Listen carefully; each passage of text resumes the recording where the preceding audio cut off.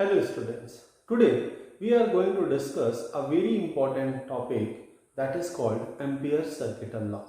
If you have remembered, we have Gauss law in electrostatics and the Gauss theorem was the alternative of Coulomb's law. Similarly, in magnetism, the Ampere circuital law is an alternative of Biot-Savart. It means with the help of Ampere circuital law, we can easily find out the magnetic field due to current carrying wire of different shapes. If I talk about the statement, then Ampere circuital law says that the line integral of magnetic field over a closed loop is mu naught times the net current threading that loop. In mathematical form, we can also write it as line integral of magnetic field over a closed loop is mu naught times the net current. Here it is not an integration, this is a closed integral. It means that you will apply it in a closed loop only, and this is the net current that is passing through that loop. The loop taken is called Amperian loop. Let us see that. Suppose this is a loop and I is the wire current and I is the current that is flowing in this through this loop. In that case, since the net current inside the loop is I, so this I net for this situation will be I only. If I will take it as I1, it is going to be I1. But if suppose that my loop contains two wires, in the first wire the current is upwards and in the second wire the current is downwards, then you know that from Maxwell rule we can find out the magnetic field lines direction. So for I1 the magnetic field lines will be in the anti-clockwise direction, and for I2 the magnetic field lines will be circular but in clockwise direction. Now the current in both the wires are in the opposite direction, and suppose that I1 is greater than I2, so in that case the algebraic sum of current will be taken, and if I1 is greater then I2 is in the opposite direction, so the net current that is threading the loop will be I1 minus I2, and that is the concept of the net current. If both the currents are in the same direction, then for net current we will simply add them. Now we will derive the Ampere circuital law for a infinitely long current carrying straight wire. So for that, suppose it is my infinitely long current carrying wire and the current in this wire is I. So you know that if I will draw the magnetic field lines, then magnetic field lines will be circular, and as the current is upwards, so by applying the law the lines will be anti-clockwise like this. Similarly, if you will draw another magnetic field lines, this is going to be once again the concentric circle like that. Now suppose I am taking a small element here and the length of the small element is dl, and just suppose it for 3D. So I have a wire like this, the current is flowing in the upward direction. So as per the law, the magnetic field lines will be circular, and I am just taking a small segment here. So for that part, if I will draw the direction of dl, then dl will be normally outwards. And if you will see the direction of the magnetic field, it is also for that point it is into the board. Or you can apply the palm law like this to find out the magnetic field here. So both the directions of dl as well as the magnetic field in the inside. So if I will take the left part of this statement of Ampere's circuital law, so I can write it as closed loop B dl cos 0. I am applying the definition of the dot product A dot B as AB cos theta. So as dl and V both are in the same direction, so this is going to be V dl cos theta. And let the radius of this or loop is r basically. So this is going to be closed integral B and dl. The magnetic field due to a straight wire at a distance r, we know this is mu naught by 2 pi I by r, and this is going to be dl. This term is a constant, so I can write it like this. This is I by r, and this is closed integral of dl. As we know that dl, integration of dl means summation, because integration is simply a summation. So if you will add all the elements of this loop, then you will get the circumference of the loop, and we know that the circumference of the loop is 2 pi r. So this is the value of b, and in place of this I will write the perimeter, and if you can see that these terms will cancel out and you will get mu naught I. It means that the line integral of magnetic field is mu naught times the net current inside the loop, and as you can see that inside my loop the net current is I. So this is the simple derivation of Ampere's circuital law. Now we will see the applications of Ampere's circuital law, and the very first application is to find out the magnetic field due to a solenoid or inside the solenoid. So you know that solenoid is like this, so I am having a solenoid with many number of turns here, and this is the solenoid. Now suppose that the current is flowing like this in each turn. In that case, if I need the direction of current at this point, so I will apply the rule, and the rule says right hand that if fingers are around the current path, then the thumb will give the direction of the magnetic field. So at this point the magnetic field will be outside. Similarly, if I will reverse the direction of current, it means if the current is flowing like this, so once again I will turn my hand in the direction, I turn the fingers in the direction of the current, so now the thumb is towards right, and it means the magnetic field at this point will be outwards, and for here it will be inwards. In the previous case, when the current was flowing like this, in that case the magnetic field was outside from this end, so it will be inside from this. So this is the law how we can find out the direction of the magnetic field. Now the very important thing is that suppose it is a loop, and in that loop the current is flowing like this. If I will cut it from the vertical, then you will get 2 points of each wire, one at the top and one at the bottom. For the top wire, the current were flowing in the outward direction, and for bottom wire, the current were flowing in the inside direction. If you will see the cross section part of this solenoid, so that is very important. So let us see that. Now it is a loop, and if I will make a number of turns of a conducting wire over it, it will become a solenoid.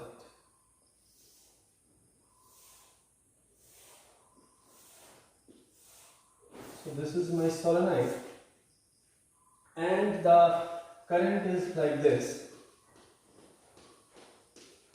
So current is just flowing in this. So if I will apply the law, my fingers are in the direction of current, so the magnetic field from this section will be in the outside direction. So if I will draw the magnetic field lines for this section, so it will be something like this.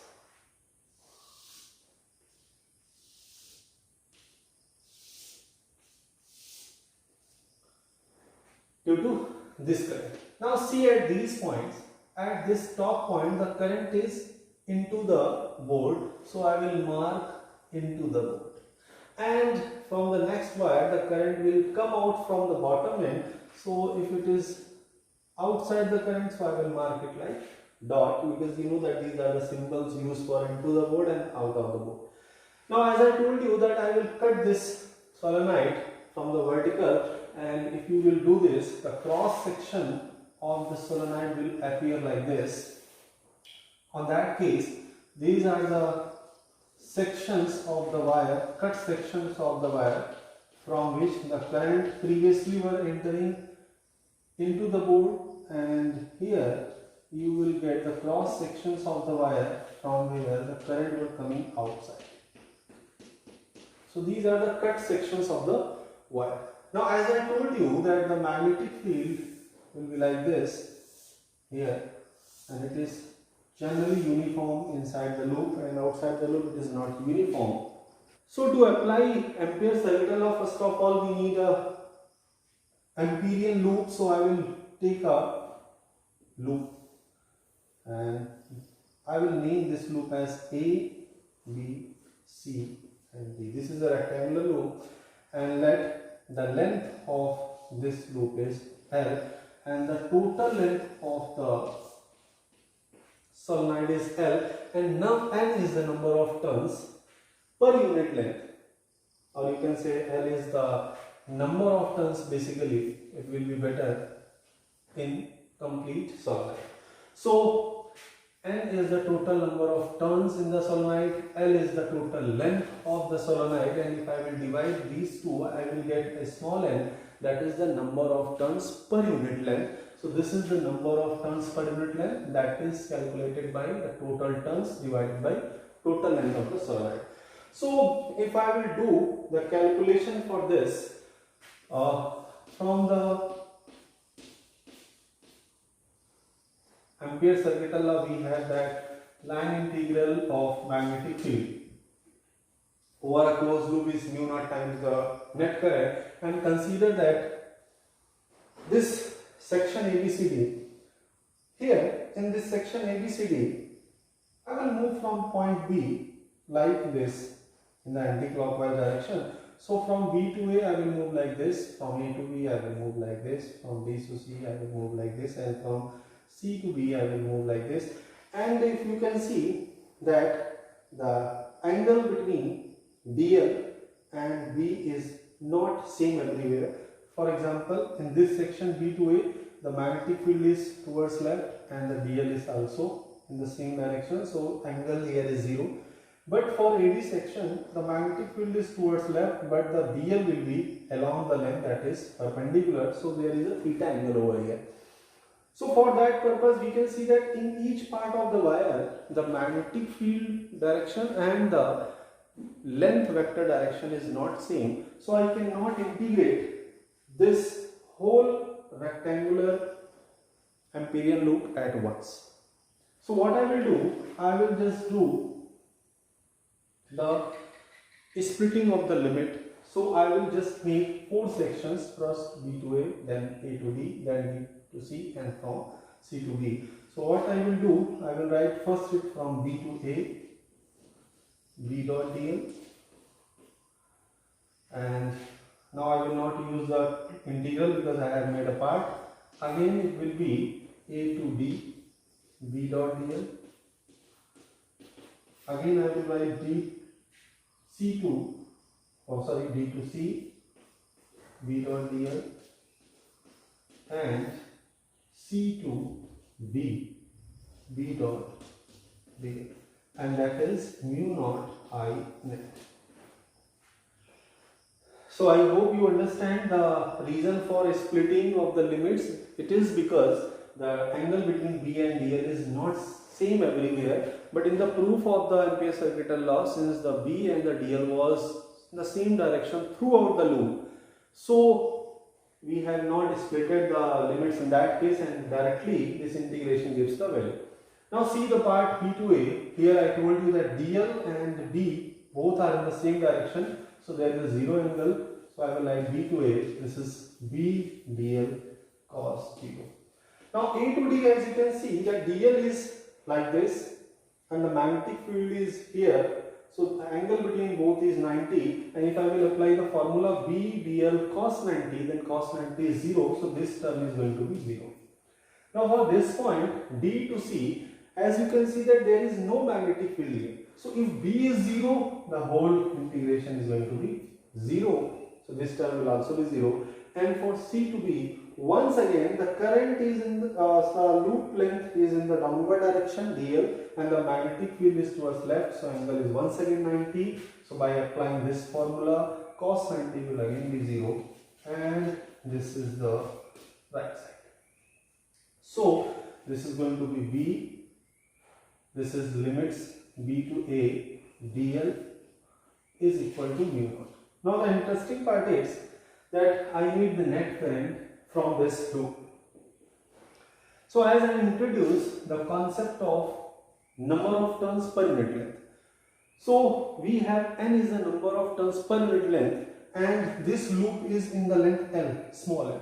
So if n is the number of turns per unit length, so in small l length we will have nl number of turns. So this is the total number of turns inside this Amperian loop. And as I told you that the current in each wire is I, or each turn is I. So here the number of turns is NL. Each turn contains I current. So for NL turns, the total current will be NLI. So this is how we will find out the net current threading this Amperian loop. So this is the right side, and now if you can see dl is the length from B to A, and from B to A the length of this side is L, as I have taken the length L. So I will write it L, and this is going to be mu naught and Li. L will cancel out, so you will get magnetic field as mu naught Ni, where remember that N is the number of turns per unit length.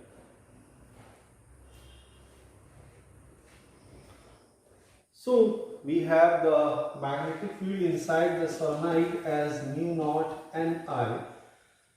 Now it can be easily shown that if you will come out inside the solenoid, it means at the end of the solenoid, both the solenoids, if you will take a point that is just outside the solenoid, the magnetic field is not same here, and in fact the magnetic field reduces to half of its value inside the solenoid. So if I will draw it, and suppose it is the midpoint of the solenoid, and these are the boundaries of both the ends, it means my solenoid is placed like this. This is my solenoid. So inside the solenoid, from here to here, the magnetic field is this mu naught Ni inside the solenoid. And as you will just go outside or inside the ends, the magnetic field reduces on the ends and it remains half, that is mu naught Ni by 2. So at the ends the magnetic field reduces to half of the magnetic field inside the solenoid. Now we will find out the magnetic field due to toroid, and this is the second application of Ampere's circuit law. So a toroid is like this. If we bend the solenoid in form of a loop, then it becomes a toroid, and this is the number of turns of that toroid.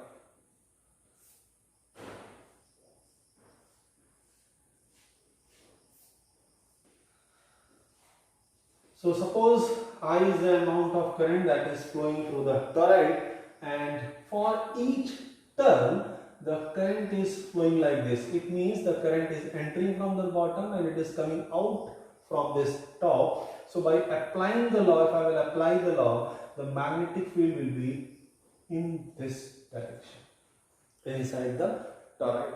And as I discussed you that we will just take a section of this toroid. So if I will take the section of the toroid, it will be like this. On the top the current is coming out. So this is sections of the wire from which the current was coming out.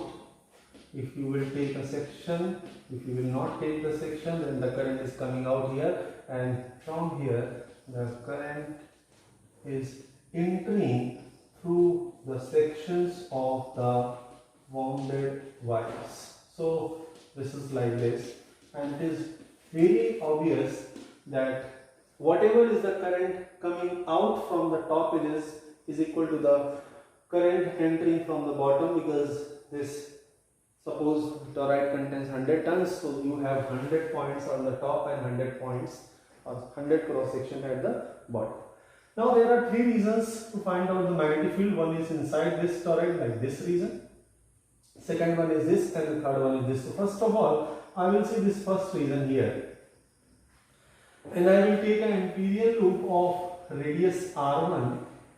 So I will apply the Ampere circuital law for this I1 reason, and it says that line integral of magnetic field is mu naught I net, and if you will see the direction of magnetic field, I told you it will be clockwise from the formula that this is clockwise. Okay, fine.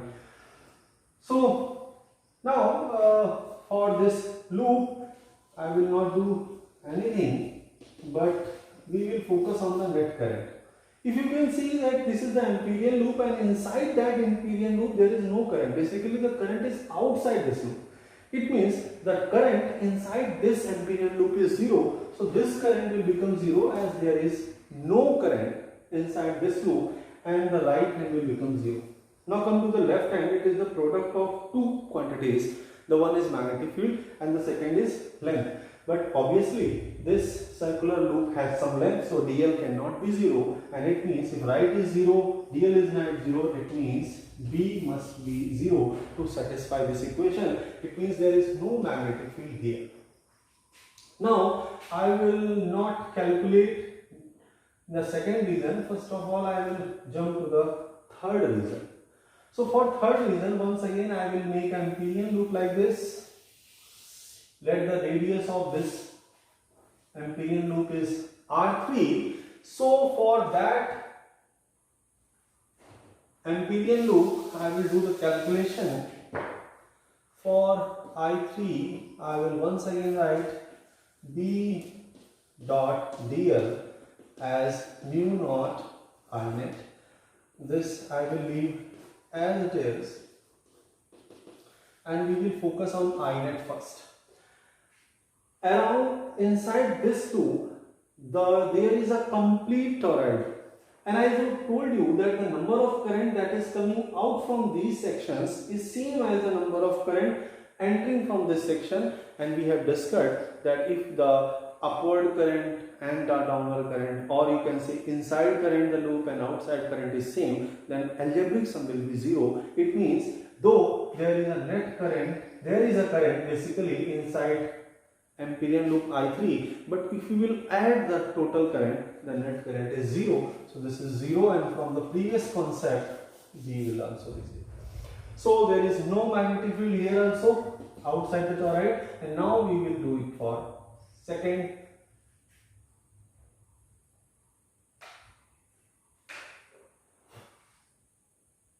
reason, that is inside the toroid. So for that, let the radius of this Amperian loop is R3, or this is R2 basically. If I will take a small segment, dl is in this direction and magnetic field is also in this direction. So B and dl both are in the same direction, and this is a circular loop. So for the complete loop, B and dl will be in the same direction as we have discussed. So for reason I2, or second reason, you can say this was the third reason and this was the first reason. Okay, fine. So for second reason, I will write closed integral B dot dl as mu naught I net. Now as there is a 0 angle, so I will write B dl cos 0 equals mu naught. Once again we need the net current, and if you will see that inside this Amperian loop there are the currents, but all the currents are into the mode. It means all are in the same direction, so they will add up. So for that we will introduce the concept of N, and you remember that N was number of turns per unit length. So first of all we need the length. So N is the number of per unit length, and the length of this Amperian loop will be the circumference, and the circumference will be 2 pi r2. So we have 2 pi r2 as circumference. N is the number of turns per unit length. We have this length. So in this length, the number of turns will be multiplied by N. So number of turns per unit length multiplied by length will give you the total turns. The current in one turn is I. So in these number of turns, the current will be this I. So this is the total current. I hope you understood. First of all, we need to find out the total number of current. That will be calculated by multiplying the number of per unit length by the length. So my total length is 2 pi r2 circumference multiplied by n will give you the total number of turns, and when I will multiply it by one wire current, I will get the net current. Now the left hand side, this is V, this is dl, and this is mu naught I 2 pi r2 n, and now this is the length of my Amperian loop, and I told you that length of my Amperian loop is 2 pi r2. So this is going to be,